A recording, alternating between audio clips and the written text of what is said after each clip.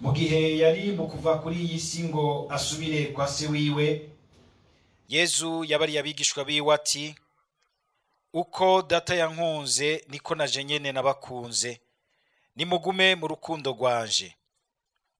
Nimwazigama amabwirizwa yanje muzoguma mu rukundo rwanje, nk'uko naje nyene nazigamye amabwirizwa ya data nkaguma mu rukundo rwiwe.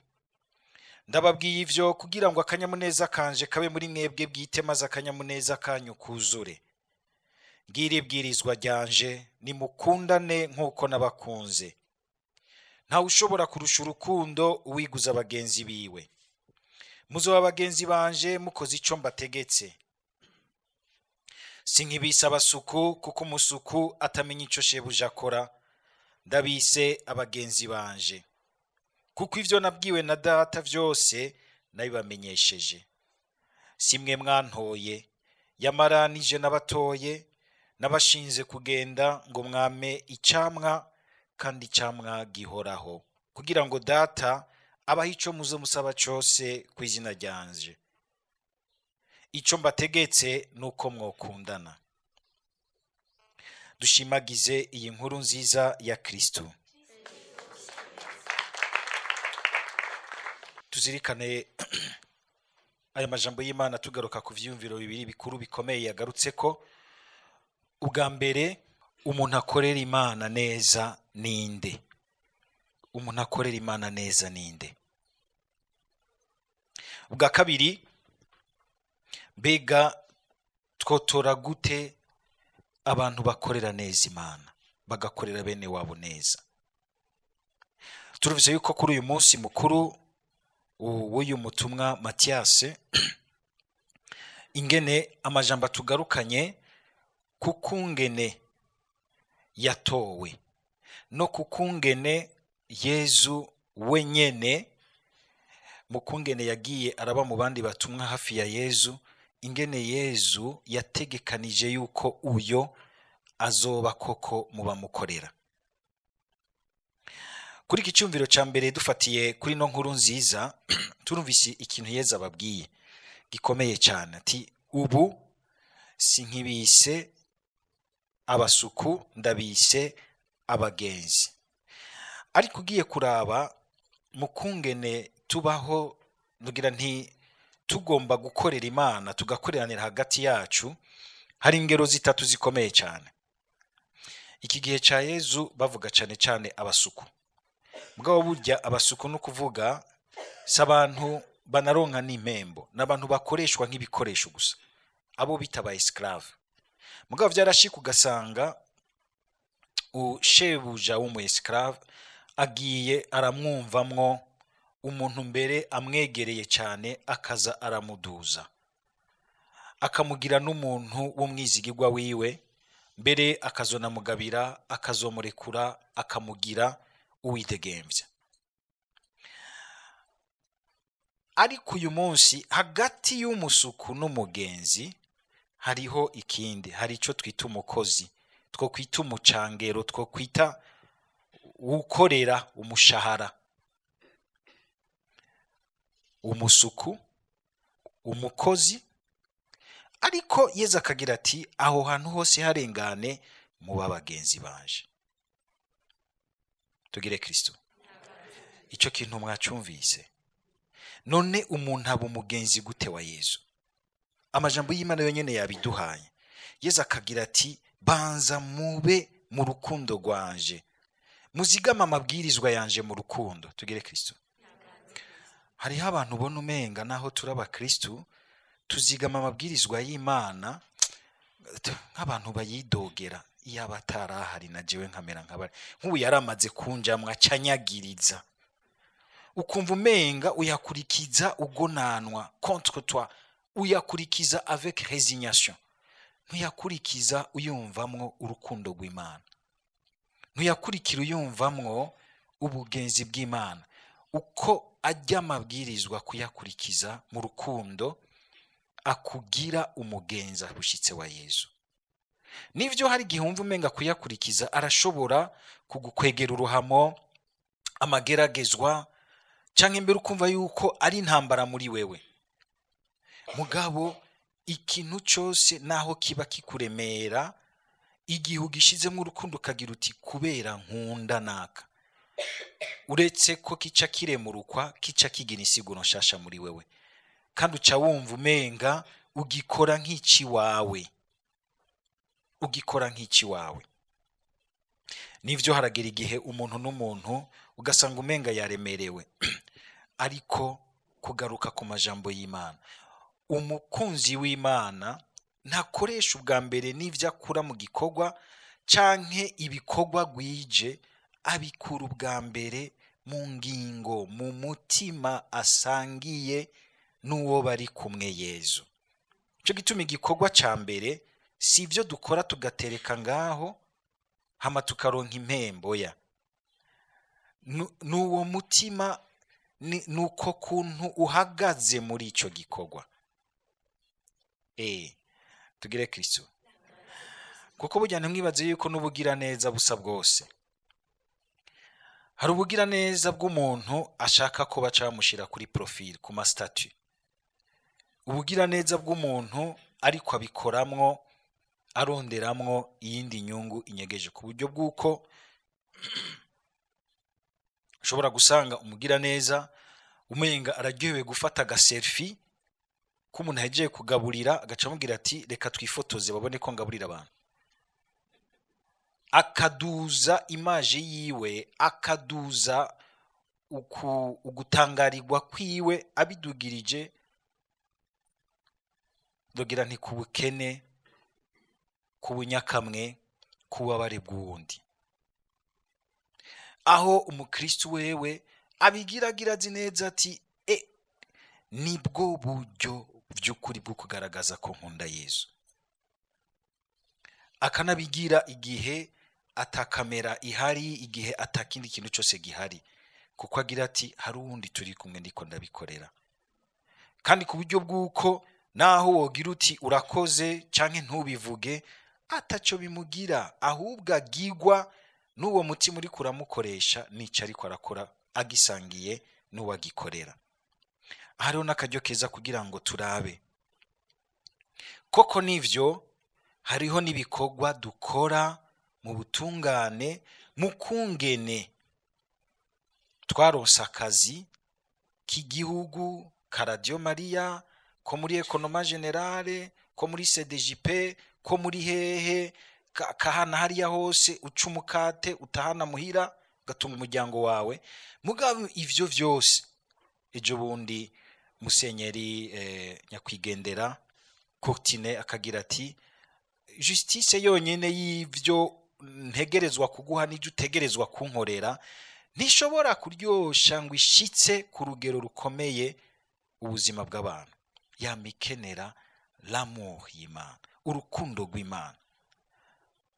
Hakagiraho rimwe rimwe uhora ukabona yuko umuntu hagezaho umukama ashobora no kumusaba ati kubera jewe rengera ivyo nyungu zawe, ivyo babwirizwa kugira, mugabo ugikore nk'ikintu mbere uhindura ishikanwa uza kuzana ngaha.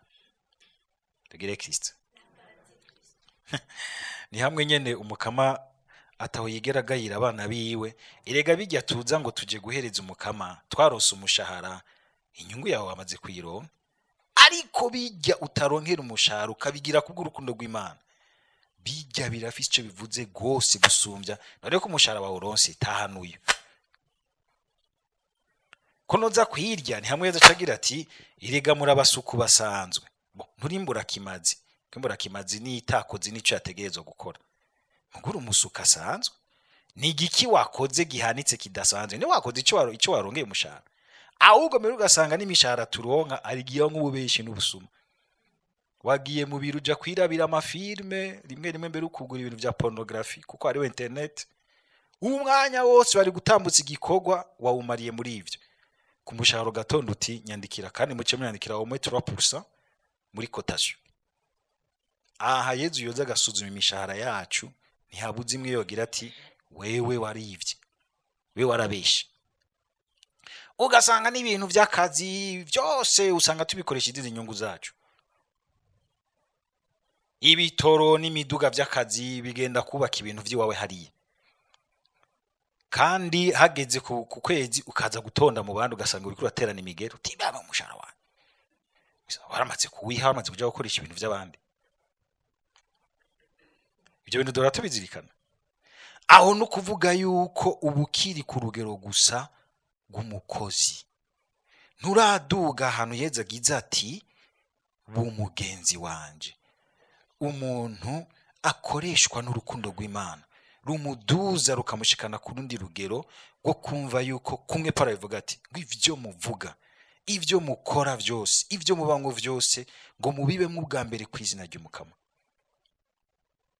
Niwaguma ku mushahara uzoba umukozi, niwaguma ku bwoba gusa bwo gutinya shobuja uzoba umu esclave. Ntibizoguteza imbere, ntibizokuzuza. Bitavuga yuko umenga n'abakozi baca bategezwa kugira amabi ku bakozi babo, oya, ivyo navyo nyene sivyo. Mugabo umukozi mwiza akibwiriza ibintu bimwe bimwe ashobora gukora kubw'urukundo rw'Imana bigahinduka ishikanwa azana kuri altari y'Umukama, atari ivyo gusarindira kuko ivyo nka nk'umushahara ivyo mwabihejeje hamwe n'umuntu. Hari ibindi cyane cyane ubwa mbere no muri ivyo bikogwa umutima shiramwe, wakojeje umutima mwiza w'urukundo bikagutuma bikorana neza n'abandi, aho birahindukisha ikanwa, kuko burya Umukama ngo azi ubwa mbere kuturaba mu mutima wacu n'umuzirikanyi biriko biradukoresha. Nico gituma ashobora guha agaciro gakomeye agakogwa gatonya kuzuye urukundo gusumvya urukogwa runini rwateretse nk'uruzuru etaje ngaho atarukundo rurimo, hari abantu baruguyemwo kubera akarenganyo kaguzuye. Hari ibintu bihagaze ngaho dutangarira hamwe Imana yozi kavuga iti ivyo ni nkimva. Murana maze munazigiye mva zo kumanda. Hariho umuntu usanga umenga afise inzu nziza mugabe ndanugiye kuraba nibore. Ibintu bihagaze ngaho bisa neza mugabo ugiye kuraba byaraguyemwe abantu benshi. Hariho imiryango myinshi yabiguyemwo n'amafaranga hambwe ngaho, kuko ntivyagiyemwo urukundo rw'Imana rukwiye. Bwa kabiri, ingene rero abakorera Umukama neza batogwa, ingene babatora. Ubwa mbere n'uwo mutima nyene. Murumvisha ingene abatumwa bagomba gutora Matiyasi ingene vyagenze. Ubwa mbere barabanza bakabona bati hariho ikibanza kibuza umuntu, kuko Yezu yaratoye 12. Hariho ikibanza kibuza umuntu. Petero nk'userukiye umuryango wose bakabona ingene hariho ikirohori, kumenya kuraba ahantu duteretswe. Hajya abantu babanza bakagira ngo, ndakunze kubona abantu benshi bariko baragira nk'amaporega ngo tubanze tugire ngo l'analyse de la situation actuelle ingene imeze. Abantu tuba mu bintu mugabo nitse turagira ijisho ribisuzuma ribikenguza ngo turabe yuko ataho bikenya ataco bikeneye ikintu twokora bigatuma ivyo turimwo vyose bihumeka neza kandi bigakora neza. Ndabona ingene nko muri Radio Maria kuva aho turonkeye abantu b'abakozi b'Imana koko bakunda Imana bakayinjiramo, ikava ku bakozi nka 2-3 uyu munsi kabihagaze ari institution nziza yubatse neza, kabona uti haraje bwa bundi abakunzi b'Imana. Kandi ukabona yuko no mu kubashiraho harimwo ubwa mbere kubashiraho wumva uti aha nje imbere y'Imana. Abakozi benshi ba Radio Maria ngaha mubimenye mwarasengewe, cyo gituma ikintu cyose muzofata nabi ngaha kazi yenu sinajenzo babaza sina kotasyo, ariko mwarasengewe. Kubanza kuja imbere y'Imana ukumva uti ubwa mbere aha hantu n'ahantu harangukira ubuzima bw'abana b'Imana, ariko kandi nuyazohaza n'umwana w'Imana. Hategerezwa kuba haringanijwe gute kugira ngo abo bose baze bahumvemwo icyo Imana iriko irakora muri bo no kubw'abandi. Barabanza ngo bagasenga, habayeje gusenga rero bagaca bagira iki? Turabe umuntu mwumvise hari ibindi kindi gikorwa ca kabiri, kuraba uwo vy'ukuri uwo habera. Ica gatatu bagaca batira au kugira ngo ntibize kuza mu bintu vy'ikimenyane vya subjectivité, kuko kenshi tugire Kristo iyo hageze gutora canke gutanga akazi wamusanga umenga turengegwa n'ibintu vy'umuntu umwe kwiwe ashaka gusumvya kubanza kuraba uhabereye yuko aje ahakenewe, kandi yuko uburyo bwo kumutora butagarukira ku bintu gusa by'ico musangiye n'uyu nuriye. Bararengera ico mwe yogira ati mwari gushaka kugira ati oya jewe hari umuntu w'umugenzi muramuhamushira murandabira pati aha naho uti oya mbega urungitswe nande, umuntu hambaye yakurungitse ninde? Ibyo ntimuzi ko biriho, ndazi ko mutinya ko tubivuga ngo bahava bagufata, mugabo biriho muramwivuga ngaho.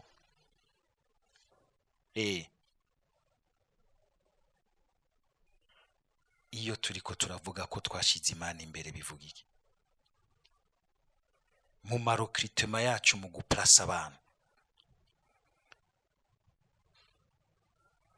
tuba turiko tuvuga iki? Nta kintu kibabaje nk'uko ushobora kubona ko hamwe ukabona yuko abantu bashizemo uruntu gusumbya ukubona ingene ugushiraho umuntu ari ugukorera inyungu rusange.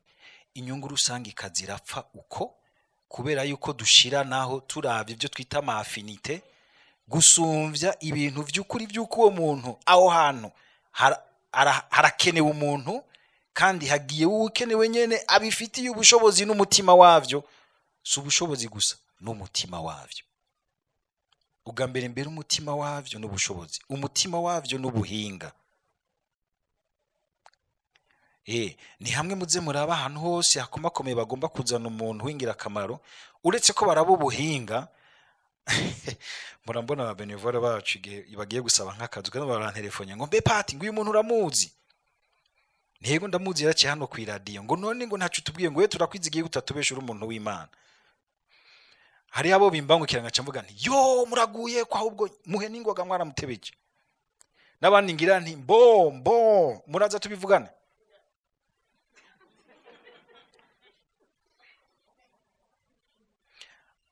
Ngacagira nturumva ntuyo nawe haraciye igihe kinini atari ngaha muri irabira, kuko ntinya no gusanga ntaye mu mutego radio. Wewe Radio Maria Burundi yaragushingiye ntahe, none nukumeze yega ya radio mwababeshi. Birakomeye aya majambo y'Imana ashika hariya mu buzima bwacu, ukaza wumva sinzi n'ahantu abantu dusigaye turimo uruyerire rubi negira nti mbere runukira rugashisha Imana. Ahantu ukaza wumva ngo mbere ngo twatunganije ibibazo, ntimuze mwibaze yuko ngo twakoresheje ibintu by'ikimenyana canke ibintu by'ibiturire, twakoresheje ikibazo. Mugabo babigize gute? Bagafata abantu bose baza gukora ikibazo, baraza aho baza guha akazi, bagaca bafata bakabaha byose n'inyishu mu kibazo, bagaca mucungisha nk'abantu nka batatu ngo uyu muntu ngo arafite ikisho rikaze mu mucunge gose, narabifise byose. Timwabonye niwe yamenye barazi ingene babikinya hariyo. Hama ngo dushaka igihugu ngo gitera imbere, amashirahamwe atera imbere, nibikunda. Raba umuntu afise umutima kandi abifitiye n'ubuhinga, atari umuntu abizanye mu uruyeri kandi yuko aje hakenewe. Hari ikirohori ca Yuda kirakeneye gusubirizwa. Uyu munsi nimuzi ko ari abantu bafata amafaranga y'ubuzi by'ukuri budakenewe budahari. Mugabo ko fise abantu biwanje ndumuna hambaye ndahafise bw'ijambo bashomere bari muhira ingo baguha akazi bakwandikiye n'umushahara, none kaye do charge yiwiri he? Kumenga murakangutse, mwaribizi ko aya majambo ari ibintu bihera mu kirere. Genda murabe ingene murokrita, genda murabe ingene mushiraho abantu abandi nabo bikagera ahantu biba bibi gose. Hari abantu benshi bari mu buzi babanje kurizwa uburiri.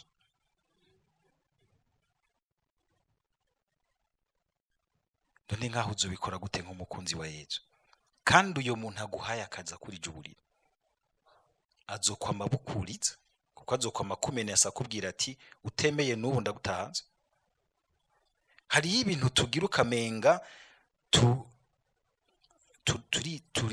turahabona turavyarangije, mugabo ugasanga ahubwo urabiboshe gose gusumvya, uritaye ahantu bizokugora gusubira kuvayo.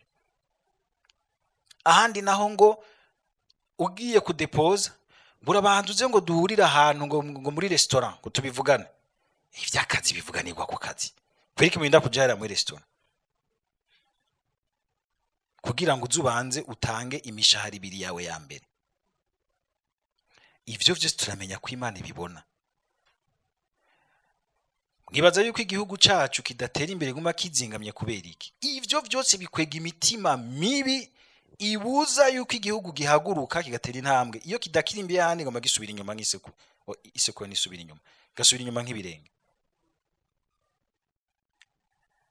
Iki gihe cyo gutora umutumwa dusoma jambo y'Imana, abantu bose badministra ibisata, abarongoye ibinabiriya icara ubanze wibuke yuko uri kutunganya ibintu birimwe abana b'Imana. Hanyuma urabe abo bantu bose bariko barya imishahara y'igihugu bafise ubuzi fictif. Abantu bari mu buzi baguma bahembwa amafaranga y'abantu bapfuye batariho canke bahunze, atagikorwa kiriko kirakogwa.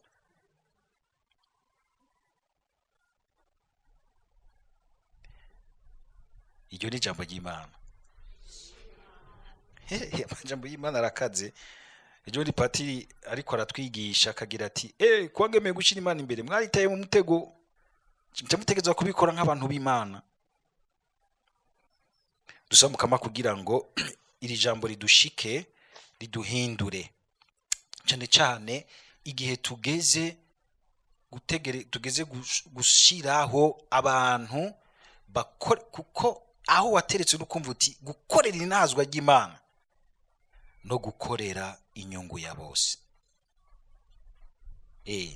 Kandi uko uzokwitwareka gukora inyungu ya bose neza, ubitunganya neza, naho umuntu atabura amagara make, kugira ngo Imana ininahazwe n'ivyo udashobora gushikako. Imana iramenya ingene iheze igaterateranya ibiriko biraba hafi yawe, kuko ubihumekamwo neza bigateba bikazana ikintu ciza. Burya turashobora guhamagara mutima w'Imana nkuko dushobora guhamagara imitima y'amashetani ikinjira mu bintu vyacu ikabidurumbanya ntibivaho biri. None we waho wateretswe urumva ko ukoreshwa n'umutima w'Imana kandi ukamurondera ubuhinga butuma ico kintu gitera imbere ku bw'abandi, bigatuma inazwa ry'Imana rihagaragara gusumvya. Ngo n'umuntu yagendanye ngo yabaye icabona muri bica rico témoin, afise experience y'ubuzima na Yezu. Ubwo ikintu bagushizemwo uragifitiye experience, utayifise ubwo uritwarika kuyirondera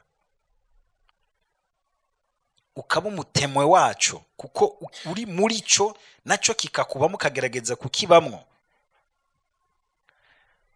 Ntaho ubikora vyose neza ijana kwijana, ariko umukamarazi kubona mu mutima w'umwumwe akumva ico duhahamiye, ico dushaka gushikako. Kandi nkakwifuriza yuko mu kurangura ivyo washinzwe aho wateretswe ubirangura nk'umukunzi wa Yezu, uko bigira vyiza abariko bikugwiriza nawo ubwiza bw'Imana no kuvyawe vyose. Amen. Byose